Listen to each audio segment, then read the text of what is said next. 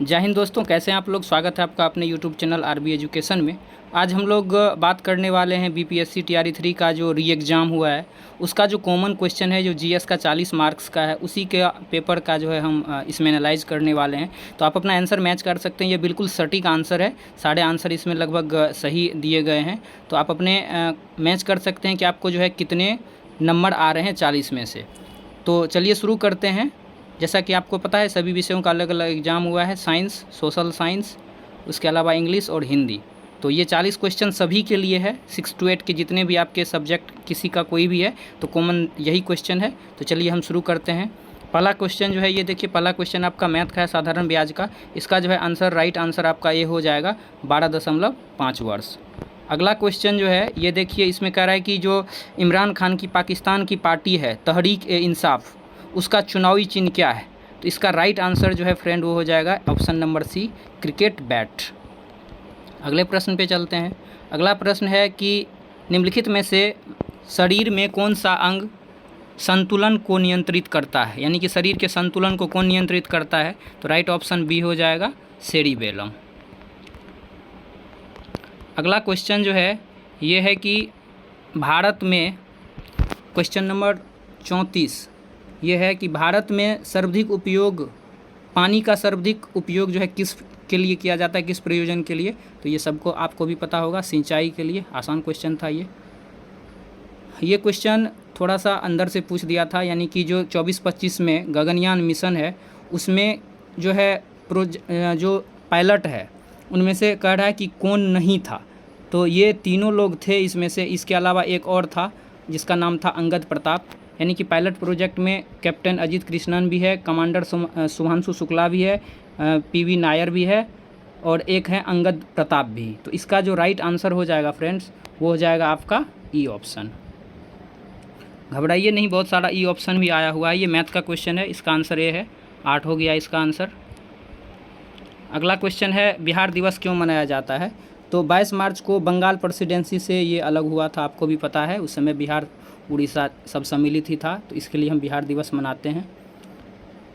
एक जो क्वेश्चन है, प्रकाश की ओर झुकाव का मुख्य कारण क्या है। तो इसका आंसर क्लियर नहीं हो पा रहा है।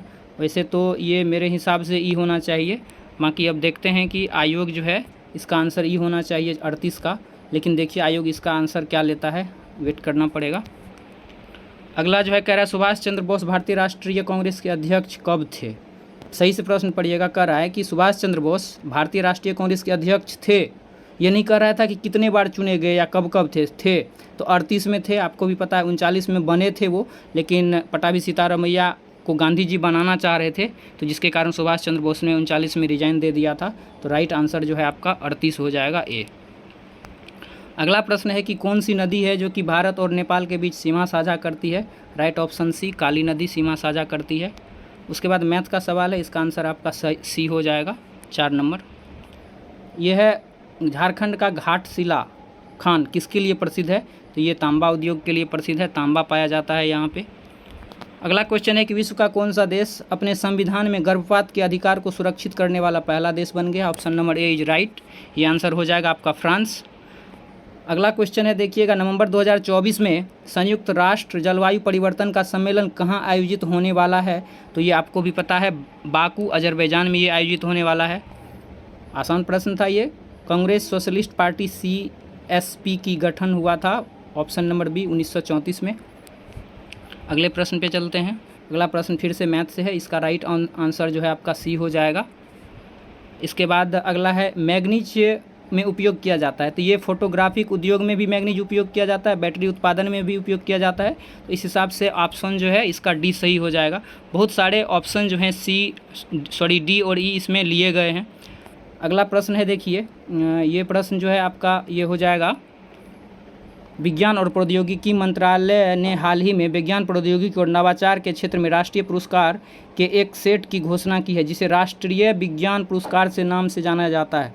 और यह प्रत्येक वर्ष जो है अब सरकार के द्वारा 11 मई को राष्ट्रीय प्रौद्योगिकी दिवस के रूप में मनाने की घोषणा की गई है। क्वेश्चन नंबर 49 है, साइमन कमीशन गठन की घोषणा कब की गई थी। इसका राइट ऑप्शन जो है इस क्वेश्चन के हिसाब से राइट आंसर जो इसका सही है वह ई हो जाएगा। इसका राइट आंसर की अगर हम बात देखें तो यह 8 नवंबर 1927 था, न कि 28। तो इस हिसाब से यह राइट आंसर इसका ई हो जाएगा। ये मैथ का थोड़ा सा कैलकुलेटिव प्रश्न था, इसका ऑप्शन आपका बी हो जाएगा। उसके बाद है कि सड़क प्रकाश में उपयोग में आने वाले बल्बों को जोड़ा जाता है। आसान क्वेश्चन है, समांतर क्रम में। अगला क्वेश्चन है, अच्छा क्वेश्चन है, भारत में राष्ट्रीय पुस्तकालय ने अपनी यात्रा किसके उत्थान के साथ शुरू की गई थी?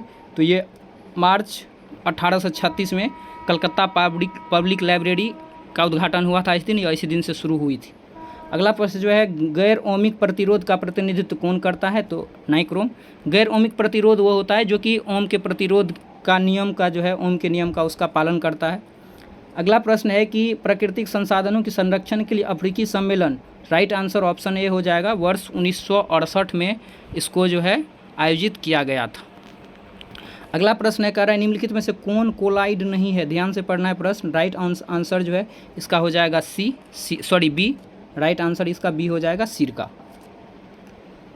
अगला है, अवार्ड के तरफ से फिल्म फेयर 2023 जो है सिनेमा जगत में आजीवन योगदान के लिए दादा साहेब फाल्के पुरस्कार 2023 से सम्मानित किया गया है वहीदा रहमान जी को, जाने मानी अभिनेत्री है ये।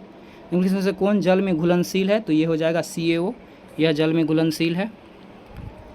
यह है प्रति वर्ष जल उपलब्धता के आधार पर भारत का विश्व में कौन सा स्थान है? ये हो जाएगा राइट ऑप्शन सी, 133वां स्थान है। अगला प्रश्न है, नेपाल सरकार द्वारा पर्यटन राजधानी पोखरा को घोषित किया गया है, सही ऑप्शन है। ये भी आसान प्रश्न था। ये था, एशियोटिक सोसाइटी ऑफ बंगाल की स्थापना किनके द्वारा की गई? सर विलियम जॉन्स के द्वारा किया गया। ये फिर से मैथ का प्रश्न है, इसका राइट आंसर जो है आपका बी हो जाएगा, 336। ज्वारीय, भारत में ज्वारीय एवं तरंग उत्पादन के लिए अनुकूल परिस्थितियाँ हैं कच्छ की खाड़ी में, राइट ऑप्शन बी हो जाएगा। ये देखिए कितना अंदर से प्रश्न पूछा है। भारत शासन अधिनियम 1935 के तहत बिहार विधानसभा के प्रथम निर्वाचित सभापति कौन था? बहुत लोग राजेंद्र प्रसाद मारे होंगे, लेकिन राइट आंसर जो है इसका बी है, राय बहादुर सतीश चंद्र। अगला प्रश्न है, श्वसन प्रक्रिया में निम्नलिखित में से कौन सा कथन सही है? प्रश्न को ध्यान से पढ़ना था। ऑप्शन सी राइट आंसर हो जाएगा इसका, ऊर्जा स्रावित होने तथा एटीपी के रूप में भंडारित होने के लिए।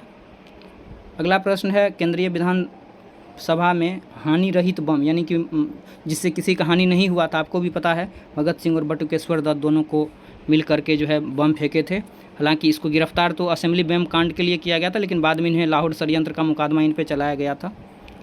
अगला प्रश्न जो है यह मैथ से है, फिर इसका राइट आंसर जो है आपका सी हो जाएगा, 10√2।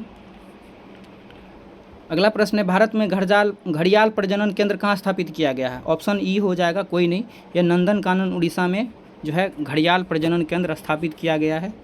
अगला क्वेश्चन है, हमारे शरीर में मलेरिया परजीवी का भंडारण कहाँ होता है? प्लीहा में, option number A is right answer. फिर एक मैथ का प्रश्न है, आसान प्रश्न था ये, 424 नंबर इसका आंसर हो जाएगा, 425, माफ़ कीजिएगा, 425, option number A is the right. अगला प्रश्न है 70वां। यह प्रश्न जो है कह रहा है कि 26 से 11 मुंबई आतंकवादी हमले के दौरान अपनी भूमिका देने के लिए जो है प्रसिद्ध डॉक्टर सदानंद दांते को क्या बनाया गया है 2024 में? तो इसका भी आंसर जो है फ्रेंड इनमें से कोई नहीं है, इनको जो है NIA का चीफ बनाया गया, INA का महानिदेशक है। तो कुल मिला के आप लोगों ने देखा कि ये हमने 40 प्रश्न को डिस्कस किया। तो आप सभी लोग अपना अपना कितने मार्क्स आ रहे हैं 40 में से कमेंट ज़रूर कीजिएगा। हालांकि यह पेपर देखने में आसान लग रहा है, लेकिन इतना आसान था नहीं। एवरेज नंबर 20 से 25 बहुत हो गया इसमें। बहुत लोग जो अच्छे भी पढ़े हैं 20-25 के बीच में रह रहे हैं। तो अगर आपको कम भी आ रहा है तो परेशान होने की ज़रूरत नहीं है। पेपर देखने में आसान लग रहा था, लेकिन पेपर का लेवल जो है वो मॉडरेट था, आसान नहीं कह सकते हैं, मॉडरेट से थोड़ा सा हार्ड लेवल था ये। तो चलिए फिर अब सारा अपडेट मैं देते रहूँगा। मिलेंगे फिर नेक्स्ट वीडियो में नेक्स्ट अपडेट के साथ। तब तक अपना ख्याल रखिए। जय हिंद।